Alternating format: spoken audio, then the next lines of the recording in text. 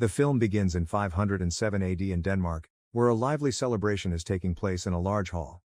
Queen Wealhtheow, the young wife of King Hrothgar, is busy filling a French horn with drink for her husband, who stumbles in, clearly drunk.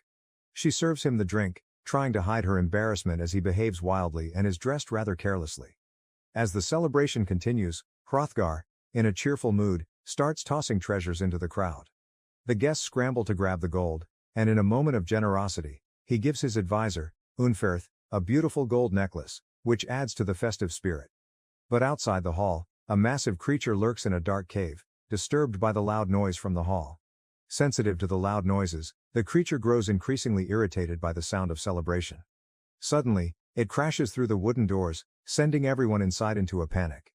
With its bizarre and deformed shape and sensitive ears, the creature becomes even angrier as the terrified screams of women fill the air. In a fit of rage, it begins to attack everyone in its path as people scramble to escape. The soldiers rush forward to confront the beast, but their weapons prove ineffective against it. In the midst of the chaos, the creature approaches Hrothgar, who stands his ground, ready to defend his people. After a tense moment, the creature chooses to retreat instead of fighting the king, disappearing back into the darkness. Back in the cave, the creature is chastised by his mother for his violent actions. Though she remains hidden, her glowing tendrils wrap around him, providing comfort as she gently soothes him to sleep after the scolding. The next morning, the hall is a scene of devastation, with lifeless bodies being removed. King Hrothgar, looking grave and determined, orders that the bodies be burned. He then commands his men to seal the hall, declaring it a place of evil and insisting that no activities should take place within its walls. In a conversation with Unferth, Hrothgar learns that the creature is called Grendel and that it has attacked the Danes before. Unferth suggests they might gratify Jesus by sacrificing an animal to help them escape this predicament. However, Hrothgar dismisses the idea, asserting that divine intervention will only come if they take action themselves. He urges Unferth to seek out a hero, announcing that the man who defeats Grendel will be rewarded with half of the kingdom's riches. Hrothgar knows they need a hero to confront the monster, possessing terrifying strength. The scene shifts to a stormy night at sea, where Beowulf, a brave Geatish warrior, sails with his band of soldiers, including his close friend Wiglaf. They face the strong winds, sailing to take on King Hrothgar's challenge to defeat the monster bothering the Danes. By morning, they reach the shore, but Hrothgar's men confront them. Initially skeptical, they doubt that anyone would risk their lives just for gold, thinking it unlikely that strangers would come to help. Beowulf quickly clarifies that he is not there for treasure but because he believes that if they defeat the monster, their glory will be remembered forever. Impressed by his words, Hrothgar's men lead him to the king. When Hrothgar hears Beowulf's name, he welcomes him warmly, recalling his friendship with Beowulf's father. After a brief conversation between the king and Beowulf, Queen Wealhtheow approaches and speaks with him. The moment Beowulf sees Queen Wealhtheow, he is immediately captivated by her beauty. Beowulf assures her that he is not just there to enjoy their hospitality, he has come to kill Grendel. In front of the gathered crowd, he boldly declares that he and his men will defeat the monster, allowing the people to live in peace once more. He suggests they celebrate with a feast. Unferth then interjects, reminding them that the hall is sealed by the king, who believes that festivities might attract the evil. However, with a single word from Beowulf, the king agrees to reopen the hall, allowing the celebration to begin. As people clean the hall and prepare for the feast, Unferth stumbles in, clearly drunk, and calls out for Beowulf. He mocks Beowulf for losing a swimming race and questions him how he expects to defeat Grendel if he cannot even outswim a human. Unferth claims that defeating the monster is far beyond Beowulf's abilities, suggesting he would not last a moment in front of it. In response, Beowulf explains the reasons for his swimming race loss. He recounts how he and his opponent swam neck and neck for 5 days. Just as they were nearing the finish line, a sea monster attacked, forcing Beowulf to fight it off. He describes battling giant sea monsters one after another. Later, as he resumed the race, he explains that he was pulled under by a dying creature, where he encountered a beautiful mermaid who distracted him from continuing the race. Unferth, still doubtful, ridicules Beowulf about the number of sea monsters he claims to have defeated. This prompts Beowulf to ask who Unferth is. Once he learns Unferth's identity, Beowulf counters by pointing out that Unferth is known for having killed his own brothers when they found out who their mother was. Angered, Unferth tries to attack Beowulf, who responds by saying that if Unferth's strength matched his harsh words, the king would not need to seek someone to defeat the monster. Beowulf then assures everyone in the hall that tonight will be different, as he will soon destroy Grendel. He pushes Unferth to the ground, asserting his dominance. King Hrothgar then enters, applauding Beowulf for his boldness and confidence. He confirms that Beowulf will kill Grendel and tells his men to raise their drinks in celebration of the monster's upcoming defeat. As the atmosphere brightens, Queen Wealhtheow sings a sweet song while everyone enjoys their drinks.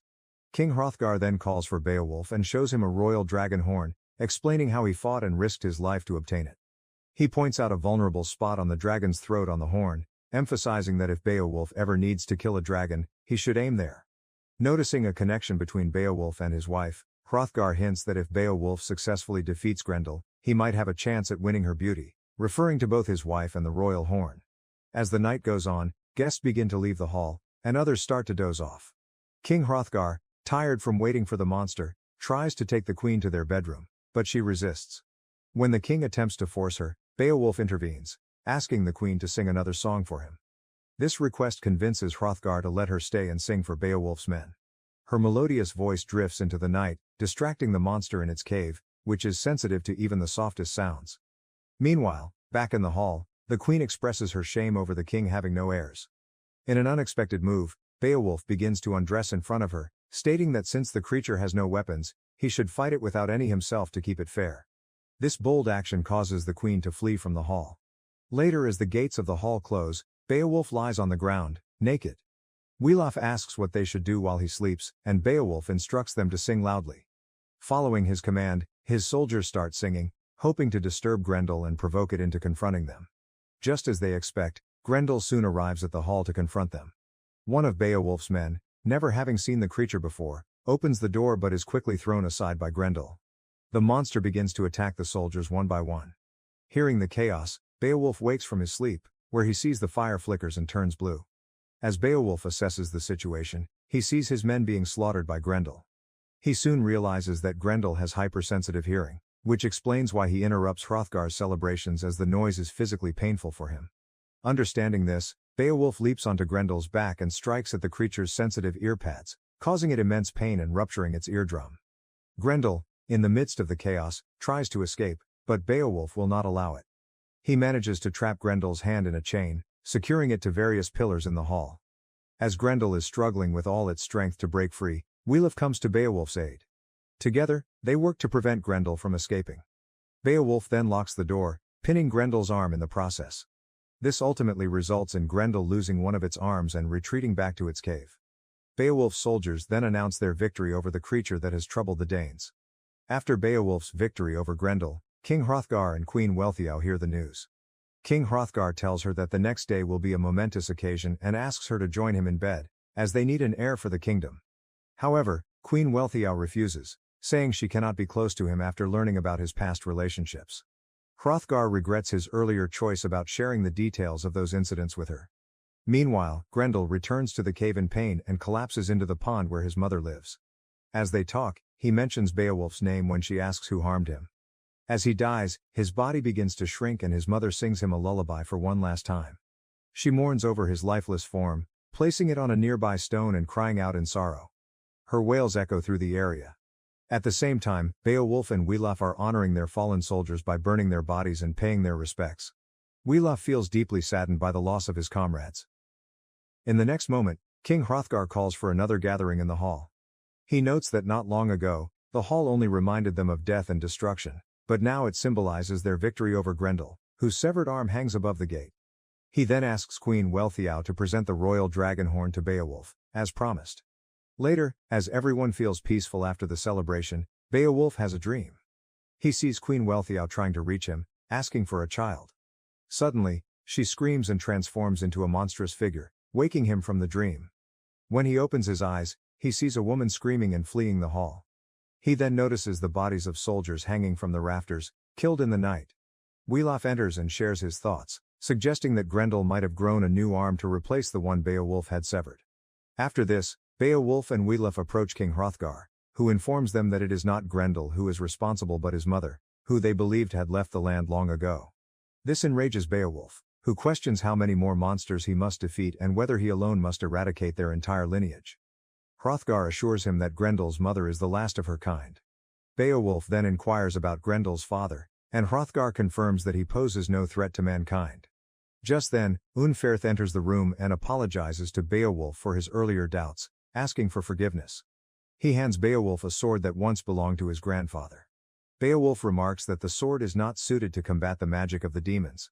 Unferth insists on giving the sword to Beowulf, expressing his trust that as long as Beowulf carries it, it will not be lost, even when Beowulf doubts his ability to protect it. Soon, Beowulf sets off to the cave with Wiglaf to confront Grendel's mother. Once they arrive, Beowulf decides to enter the cave alone, after knowing that Grendel's mother is a water demon. As he goes deeper inside, a glimpse of her reflection appears in the water, but Beowulf does not notice it. Suddenly, the fire he carries goes out, and he realizes that the royal dragon horn glows in the dark. He takes the horn and uses it to light his way as he continues forward. After a short distance, he discovers a treasure-filled area, where Grendel's body lies among the riches.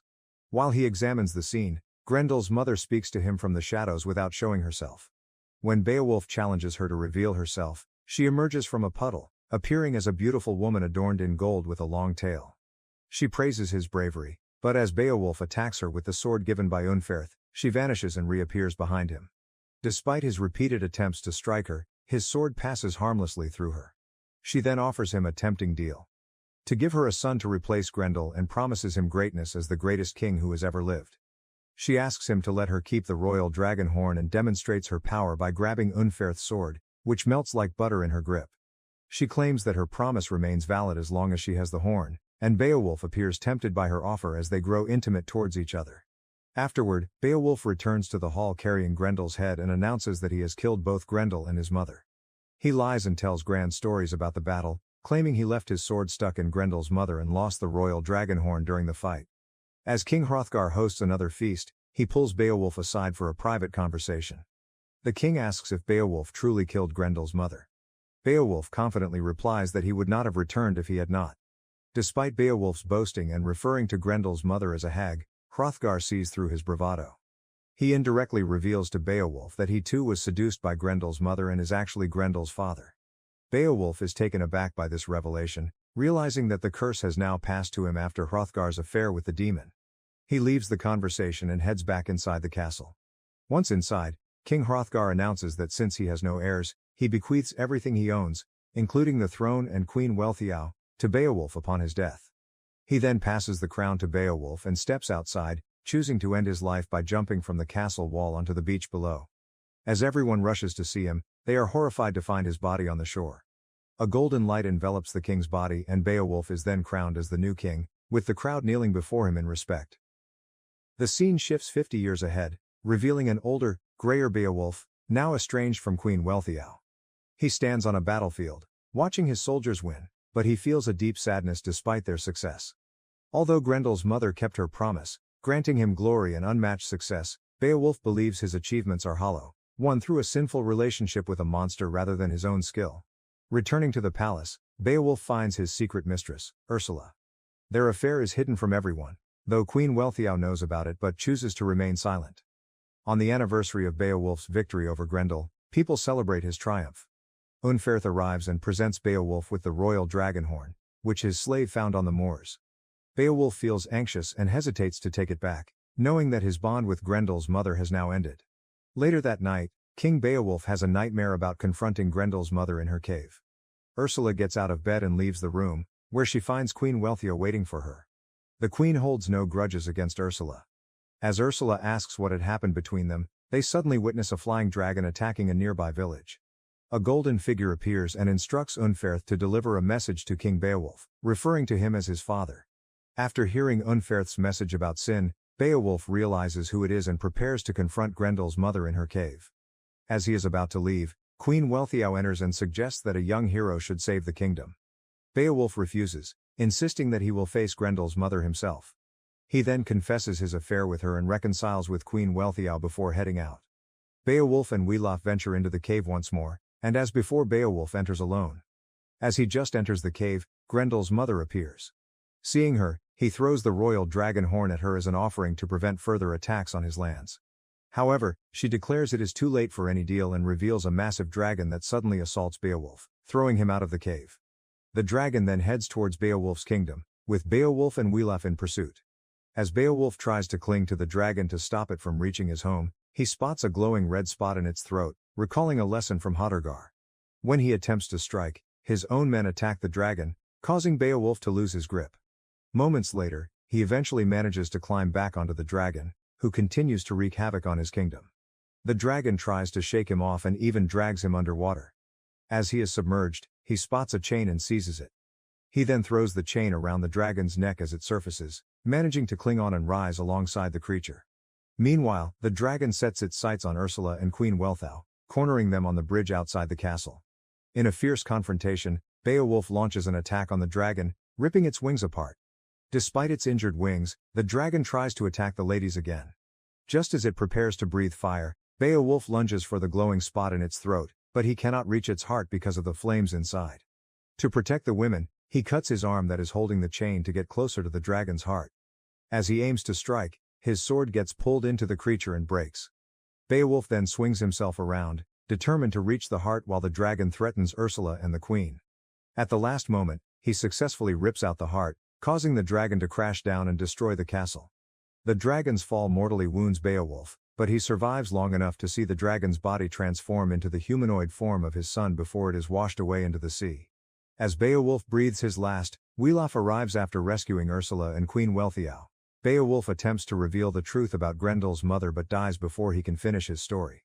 After Beowulf's death, Wealhtheow organizes a Norse funeral for him, with the two ladies and townspeople saying their final goodbyes. After the funeral, while everyone else returns to the castle, Wealhtheow stays at the shore, watching his friend's body drift across the sea.